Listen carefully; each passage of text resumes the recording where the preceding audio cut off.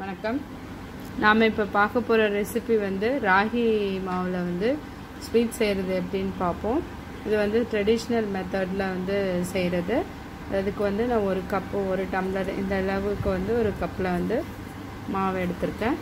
இதை வந்து ரொட்டி பிசைகிற மாதிரி லைட்டாக சால்ட்டு போட்டு பிசைஞ்சு எடுத்துக்கலாம்.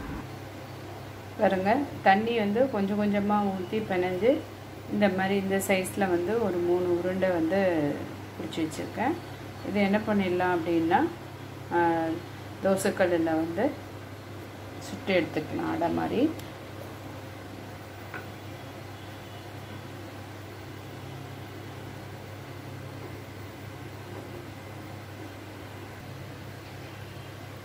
லைட்டாக எண்ணெய் விட்டுப்போம். இந்த அடை தட்டும் போது வந்து தண்ணியில் கொஞ்சோண்டு கையை நினச்சிட்டு இதில் வச்சு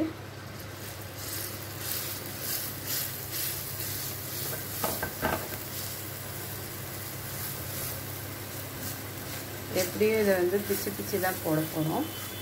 அதனால் ஒரு ப்ராப்ளமும் இல்லை. ஷேப்பை பற்றியோ இல்லை, திக்னஸ் மட்டும் கொஞ்சம் முடிஞ்ச அளவு சன்னமாக இருந்ததுன்னா நல்லாயிருக்கும். வேகட்டும்.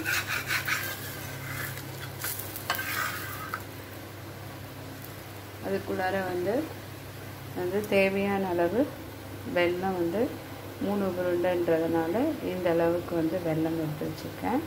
அதில் வந்து கொஞ்சமாக வந்து தண்ணி விட்டு இப்போ வந்து பாகு மாதிரி அடுப்பில் வைக்க போகிறேன். பாகு செய்யறதுக்கு கொஞ்சமாக தண்ணி விட்டுக்கலாம்.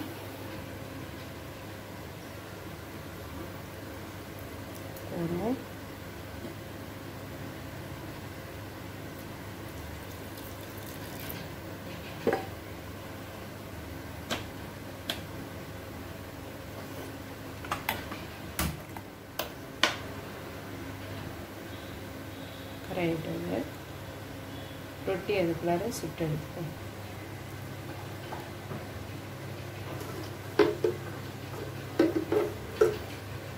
சும்மா லைட்டாக எண்ணெய் விட்டால் போதும். மாவு வந்து வேகணும், அதுதான். அரி மாவும் வந்து கடையில் வாங்காதீங்க, பவுடராக விற்கிறத. தேவையான அளவு ஆரியத்தையே வந்து வாங்கி அரைக்கிற மில்லில் கொடுத்து அரைச்சி ஒரு மாதத்துக்கு இவ்வளோ தேவைன்ட்டு அரைச்சி வச்சுக்கோங்க. கடையில் விற்கிறதுல நிறைய கெமிக்கல்ஸ் வந்து எல்லாமே இப்போ ஆட் பண்ணுறாங்க. டேஸ்ட்டும் வந்து நல்லா இருக்காது. ஸோ இந்த மாதிரி பண்ணிக்கிறது நல்லது. இதே மாதிரி வந்து அடுத்த 2 உருண்டையும் சுட்டு எடுத்துடலாம். வெல்லம் சிரப்பில் வந்து ஏலக்காய் போட்டுடலாம். கம்பி பதம்லாம் தேவையில்லை, ஜஸ்ட்டு சிரப்பு இருந்தால் போதும்.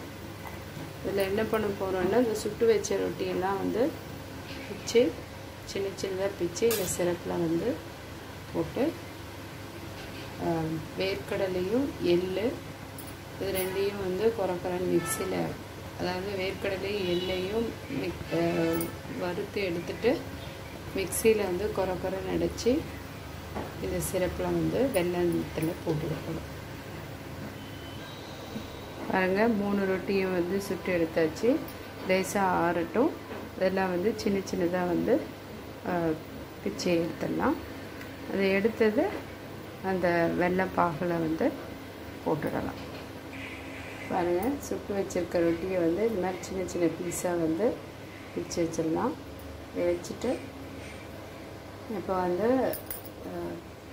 தேவையான அளவு வேர்க்கடலையும் எள்ளையும் வந்து டேஸ்ட்டுக்கு ஏற்ற மாதிரி எடுத்துகிட்டு அதை வறுத்து மிக்சியில் குறைன்னு அரைச்சிடலாம். பாருங்கள், நான் வந்து கொஞ்சமாக தான் எடுத்திருக்கேன். ஏன்னா 3 ரொட்டின்றதுனால. வேர்க்கடலை வந்து ஒரு கைப்பிடி அளவுக்கு. இது வந்து எள்ளு நிறைய சேர்த்துட்டோம் அப்படின்னா சிலருக்கு வந்து இது கசப்பு பிடிக்காது. நான் வேர்க்கடலையை விட கொஞ்சம் கம்மியாக வந்து எள்ளு வந்து எடுத்துருக்கேன். இது ரெண்டையும் குறைன்னு வச்சுக்கலாம். பாருங்கள், எள்ளையும் வந்து வேர்க்கடலையும் வந்து மிக்சியில் போட்டு அரைச்சி எடுத்துக்கிட்டேன். குறை குறையாக அரைச்சா போதும். ஸோ இப்போ வந்து அந்த பாகில் வந்து சுட்டு வச்சிருக்க ரொட்டியை வந்து போட்டுடலாம்.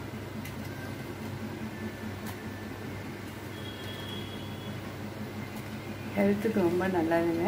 அதாவது கால்சியம், அயனு இது எல்லாமே வந்து, அப்புறம் வந்து வேர்க்கடலை சேர்த்ததுனால புரோட்டீனு எல்லாமே வந்து நம்மளுக்கு தேவையான சத்தை வந்து கொடுக்குற மாதிரி இருக்குது. ஸோ இதில் வந்து எத்தனை ரொட்டி எடுத்துக்கிறீங்களோ அதுக்கேற்ற மாதிரி வெள்ளைப்பாக எடுத்துக்கோங்க. கம்மிப்பாக தான் வைக்கணும்னு அவசியமே கிடையாது. சிரப்பு இருந்தால் போதும். வெல்லம் வந்து நாட்டு வெல்லமாக வாங்கிக்கோங்க.